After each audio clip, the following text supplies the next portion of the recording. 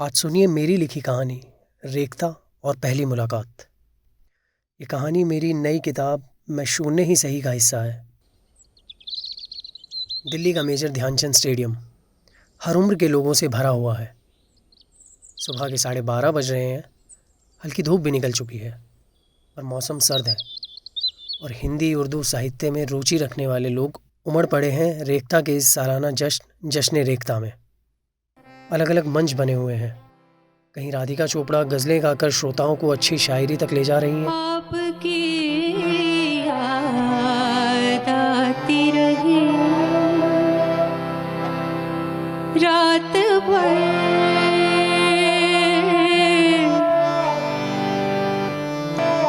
चांदनी दिल दुखाती रही रात भर, आपकी याद आती रही। तो कहीं कुमार विश्वास, जॉन एलिया, शिव बटालवी जैसी शख्सियतों से दर्शकों को रूबरू करवा रहे हैं। वतरी खूब खुले छे, पानी में चांद घुले छे, तेरी चाल ऐसी है मिजाजन, मिजाजन मतलब एटीट्यूड दिखाने वाली, तेरी चाल ऐसी है मिजाजन, थाली में मूंग रले छे। क्या बात है। तो कहीं हिंदी उर्दू साहित्य पर तमाम चर्चाएं हो रही हैं। वहीं एक हिस्से में एक मंच सजा हुआ है जहां नई पीढ़ी के कवि शायर अपनी रचनाएं पढ़ रहे हैं। भारी संख्या में जवान पीढ़ी के लड़के लड़कियां अपना लिखा हुआ पढ़ रहे हैं और सामने बैठे हर उम्र के लोग उन्हें खूब सराह रहे हैं। बात है। रुद्र भी अपना लिखा कुछ सुनाने के लिए मंच पर चढ़ा है। हल्के नीले रंग का कुर्ता, जीन्स, घुंघराले बाल और एक नज़र का चश्मा लगाए रुद्र मंच पर आया और उसने अपना इंट्रोडक्शन देते हुए अपना लिखा हुआ पढ़ना शुरू किया। उसने प्यार पर लिखी अपनी शायरी और गज़लों से शुरुआत की। उसकी रचनाएं लोग बहुत पसंद कर रहे थे और हर एक शेर पर उसको दाद मिल रही थी। वहाँ मौजूद लड़कियां भी उसकी शायरी से जुड़ पा रही थी।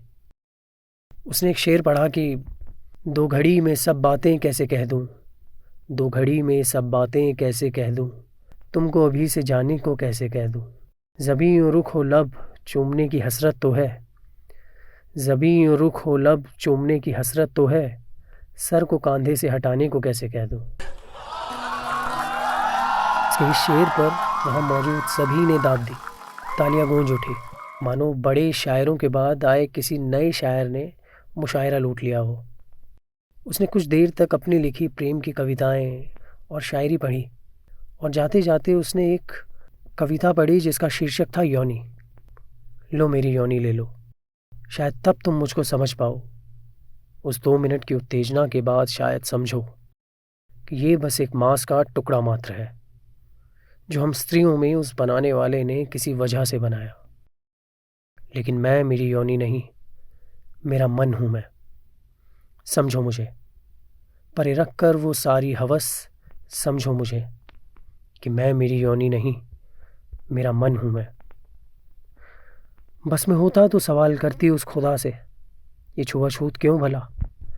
देनी थी एक योनी उन कुछ पुरुषों को भी, शायद फिर बच जाती वो मासूम बच्चियां, वो लड़कियां, वो स्त्रियां जो उभरे हुए स्तनों और एक योनी की वजह से शिकार हो गई हैवानियत का। सहते मासिक पीड़ा ये लोग भी, नज़रों से चीरे जाते हर पल, तो शायद समझते कि मैं मेरी योनी नहीं, मेरा मन हूं मैं मेरी योनी नहीं, मेरा मन हूं मैं। रुद्र ने जैसे ही ये कविता पढ़कर ख़त्म की तो वहाँ कुछ पल के लिए शांति सी हो गई।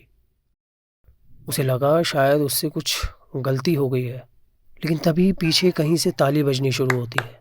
उसके बाद वहाँ मौजूद सभी लोग रुद्र की इस कविता को सराहते हैं। रुद्र देख पा रहा था कि सुनने वाले लोग इस कविता को महसूस कर पाए हैं। उसके चेहरे पे एक मुस्कुराहट है और वो सभी को धन्यवाद कहता हुआ मंच से नीचे उतर गया। कुछ देर बाद रुद्र किताबों के स्टॉल की तरफ गया और वहाँ पर कुछ किताबें देखने लगा। वहीं वैश्वी भी किताबें देख रही थी। जैसे ही वैश्वी की नज़र रुद्र पर पड़ी तो उसने रुद्र से कहा, अच्छा लिखते हैं आप? जी। रुद्र को लगा शायद वैश्वी ने उससे कुछ कहा। अच्छा लिखते हैं आप, अभी सुना आपको वहाँ?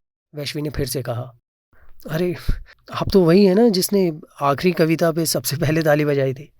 मुझे तो लगा मैंने वो पढ़कर बहुत बड़ी गलती कर दी। रुद्र ने हंसते हुए कहा। नहीं, काफ़ी अच्छी कविता थी वो। शायद लोग कुछ पलों के लिए सोच में पड़ गए थे, क्योंकि अक्सर ज़्यादातर नए लिखने वाले प्यार, तकरार और बिछड़ने तक ही सीमित रह जाते हैं। इवन ओपन माइक्स में भी तो यही सब ज़्यादा देखने सुनने को मिलता है, उसने रुद्र से कहा। सही कहा आपने। रुद्र ने ये कहकर वहाँ रखी दूसरी किताब उठाई और देखने लगा। वैश्वी भी एक के बाद एक किताबें देख रही थी। रुद्र को जब कोई किताब समझ नहीं आई तो वो पास में लगे किताब के दूसरे स्टॉल की तरफ गया और किताबें देखने लगा। तभी वैश्वी ने आवाज़ देकर उससे कहा, सुनो। रुद्र ने मुड़कर उससे कहा, जी कहिए। क्या आप सजेस्ट कर सकते हैं कौन सी बुक पढ़नी चाहिए? एक्चुअली शायरी अभी पढ़ने लगी हूँ, पर उर्दू का उतना अच्छा नॉलेज नहीं है। क्या सजेस्ट कर सकते हो कि क्या पढ़ना चाहिए इनमें से? मुझे तो इनमें से कुछ भी समझ नहीं आ रहा, वैश्वी ने रुद्र से कहा। रुद्र ने वहाँ पर मौजूद किताबों की तरफ देखा और वैश्वी से कहा, एक्चुअली ये किताबें जो आप देख रही हैं ये थोड़ी भारी भरकम उर्दू शायरी वाली हैं। आपको ये ज़रूर पढ़नी चाहिए, पर जैसा आपने कहा कि आप शुरुआत कर रही हैं तो मैं आपको सजेस्ट करूँगा वहाँ सामने जो स्टॉल है वहाँ पर देख लीजिए। मैं भी वहीं जा रहा हूँ। ठीक है, वैश्वी ने कहा। मरून रंग की कुर्ती, जीन्स, खुले बाल, कानों में बालियाँ और एक जूट का बैग टांगे वैश्वी को देखकर रुद्र मन ही मन उस पर कुछ शेर या कविता सोच रहा था। वो दोनों सामने वाले स्टॉल की तरफ बढ़े। रुद्र ने कुछ किताबों में से एक किताब निकालते हुए वैश्वी को दी। ये पढ़िएगा, जॉन एलिया। वैसे तो उर्दू इसमें भी काफ़ी है, लेकिन ये किताब हाल ही में लॉन्च हुई है। जॉन साहब की बेहतरीन शायरी हैं, उर्दू शब्दों के हिंदी मीनिंग के साथ। कुमार विश्वास हैं इसके संपादक। ये ज़रूर पसंद आएगी आपको, रुद्र ने उसको किताब देते हुए कहा। मैं जो हूँ जॉन एलिया हूँ जनाब। इंटरेस्टिंग। ठीक है, हाँ इन्हीं सुना है यूट्यूब पर, मेरा मतलब जॉन को, वैश्वी ने कहा। वही है, ज़रूर पढ़िएगा। काफ़ी कुछ है इनकी शायरी में जो हमेशा के लिए रेलिवेंट है। भैया एक काम कीजिए, 2 बुक्स दे दीजिए, रुद्र ने स्टॉल पर खड़े आदमी से कहा। क्या कर रहे हो? वैश्वी ने रुद्र से पूछा। रुद्र ने उसकी तरफ देखते हुए कहा, मुझे भी लेनी है ना, मैंने भी कहाँ पढ़ी है अभी तक। आपको बताया तो हाल ही में लॉन्च हुई है ये किताब। वैश्वी ने अपना हाथ अपने माथे की तरफ ले जाते हुए कहा। मेरा मतलब आप क्यों दे रहे हैं पैसे? किताब मुझे चाहिए थी ना। वैश्वी ने रुद्र से जैसे ही ये कहा, स्टॉल पर खड़े आदमी ने रुद्र को उसके पैसे वापस दे दिए और रुद्र की तरफ देखने लगा। रुद्र भी उस आदमी को देख रहा था। वैश्वी ने अपने पर्स में से पैसे निकाले और उस आदमी को दिए।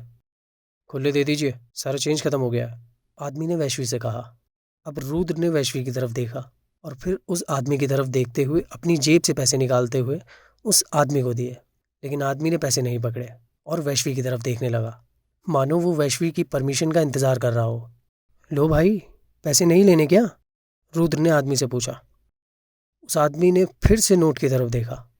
खुले नहीं है भैया, इतने के भी नहीं है। एक काम करो, आप कार्ड से कर दो ना पेमेंट, आदमी ने रुद्र से कहा। रुद्र ने आदमी को देखते हुए पैसे अपनी जेब में रखे और अपने वॉलेट में से कार्ड निकालने लगा। वो कार्ड निकाल ही रहा था कि वैश्वी ने अपना कार्ड उस आदमी को दिया और पेमेंट कर दी। अरे मैं दे तो रहा था, आपने क्यों? रुद्र वैश्वी से कह ही रहा था कि वैश्वी ने बीच में ही टोक दिया। कोई बात नहीं, आप चाय पिला दो, बात बराबर हो जाएगी। वैसे भी यहाँ फ्री में अपना लिखा इन लोगों को सुना दिया, मुझे एक अच्छी बुक सजेस्ट कर दी, वरना मैं ना जाने कौन सी बुक यहाँ से ले जाती और बाद में उस किताब के समझ ना आने का अफसोस रहता, वो अलग। एक रीडर कम नहीं हो जाता जॉन का? इतना किया है आपने तो इतना तो बनता ही है। It's okay. ये कहते हुए वैश्वी फूड कोर्ट की तरफ बढ़ी और रुद्र ने उसे ज्वाइन किया। अच्छा, आपको लगता है लोग टिकट खरीद कर मेरी शायरी कविताएं सुनने आएंगे? रुद्र ने वैश्वी से पूछा। क्यों, आपको खुद पर विश्वास नहीं? अच्छा लिखते हो, आवाज़ भी अच्छी है, तो लोग ज़रूर आएंगे। एटलीस्ट शायरी पसंद लोग तो ज़रूर आएंगे सुनने, वैश्वी ने जवाब दिया। अच्छा, लेकिन हकीकत से कोसों दूर है ये बात। ऊंचाई पर बैठा आर्टिस्ट ही सबको पसंद आता है और उसी के लिए लोग टिकट भी खरीदते हैं, नए कलाकारों के लिए नहीं, रुद्र ने वैश्वी से कहा। बात करते हुए वो दोनों फूड कोर्ट की तरफ पहुंचे ही थे। रुद्र ने वहां खड़े आदमी से कहा, भैया एक चाय देना। एक क्यों? वैश्वी ने तभी रुद्र से पूछा।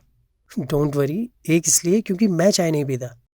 बगल वाले स्टॉल से कॉफ़ी लेकर अभी आया, रुद्र ने मुस्कुरा कर कहा। वो कॉफ़ी लेने के लिए चला गया। लोगों की भीड़ बढ़ गई थी।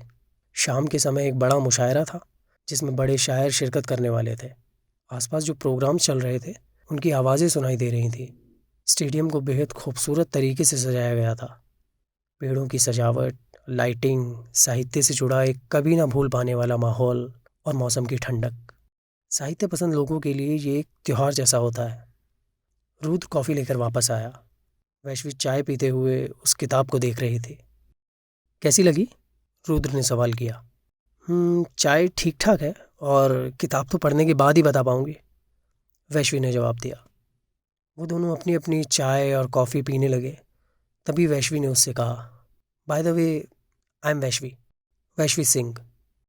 रुद्र ने उसकी तरफ देखा और मुस्कुराते हुए कहा, मैं रुद्र, सिर्फ रुद्र। सिर्फ रुद्र? वैश्वी ने हंसते हुए पूछा। हाँ, वो क्या है ना, मेरे पूर्वजों ने ऐसा कुछ अभी तक हासिल नहीं किया जिस पे प्राउड कर सकूं, इसलिए सिर्फ रुद्र, रुद्र ने जवाब दिया।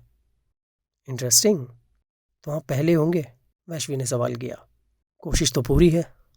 वैसे वैश्वी, क्या मतलब वैश्वी का? मेरा मतलब अच्छा नाम है, लेकिन इसके मायने? रुद्र ने सवाल किया।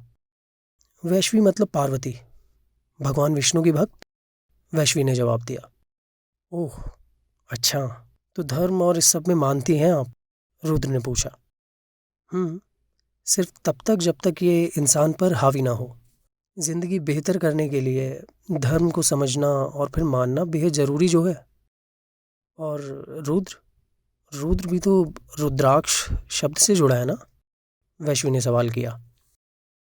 शिव, शिव के कई नामों में से एक है रुद्र।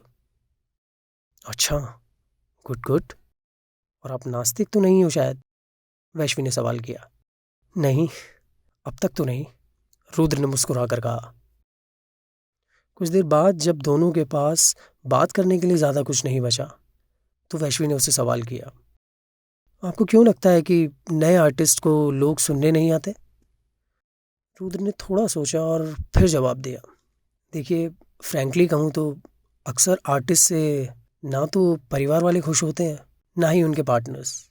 अमूमन पार्टनर्स ये कहते हैं कि उन्हें अपने पार्टनर की आर्ट पर भरोसा है, लेकिन ये बस एक जुमला मात्र होता है। इसकी हकीकत तब सामने आती है जब वो दोनों रिश्ते में बंध जाते हैं, और तब जो चीज़ मैटर करती है वो होता है पैसा, जो इस आर्ट से हर कोई उतना नहीं कमा पाता। एट द एंड उस आर्टिस्ट की ज़िंदगी या तो नर्क बन जाती है या उसे वो करना पड़ता है जो वो नहीं करना चाहता। कितने ब्रिलियंट आर्टिस्ट इन वजहों से ख़त्म हो गए। पहले परिवार, फिर प्यार, और हमेशा रिश्तेदार जीने नहीं देते हैं। कहीं परिवार सपोर्टिव हो तो पार्टनर सपोर्टिव नहीं मिलता, और कहीं उल्टा भी होता है, और रिश्तेदारों का तो पूछो ही मत, रुद्र ने जवाब दिया। रिश्तेदार सबके एक जैसे होते हैं, वैश्वी ने हंसते हुए कहा, और वो दोनों ही हंसने लगे। वैश्वी ने आगे कहा, लेकिन ऐसा भी नहीं होता। मेरा मतलब जो आपने कहा वो सच है, पर अच्छे लोग सब तरफ हैं, बस उनकी तलाश समय आने पर हो ही जाती है, ऐसा मैं बिलीव करती हूँ। हाँ, बुरे लोग जुड़ते हैं आपसे, लेकिन उनकी वजह से अपना पैशन छोड़ देना सही नहीं है। बचपन से जवानी तक एक आर्टिस्ट अपने पैशन के लिए ही तो जीता है, वो भला कैसे वो सब छोड़ सकता है? वैश्वी ने रुद्र से कहा। यही वजह है, और जब तक ज़्यादातर लोगों की मेंटेलिटी और रवैया आर्ट की तरफ ऐसा रहेगा तो कैसे कोई नए आर्टिस्ट को टिकट लेकर सुनने और देखने के लिए आएगा? रुद्र ने कहा। खैर, आप ये पढ़िएगा, जॉन को समझिएगा, इनसे मोहब्बत हो जाएगी आपको। पढ़ने में तो बहुत आलस आता है, हाँ, सुनना बेहद पसंद है। वैश्वी ने मुस्कुराकर रुद्र को देखा और उससे कहा।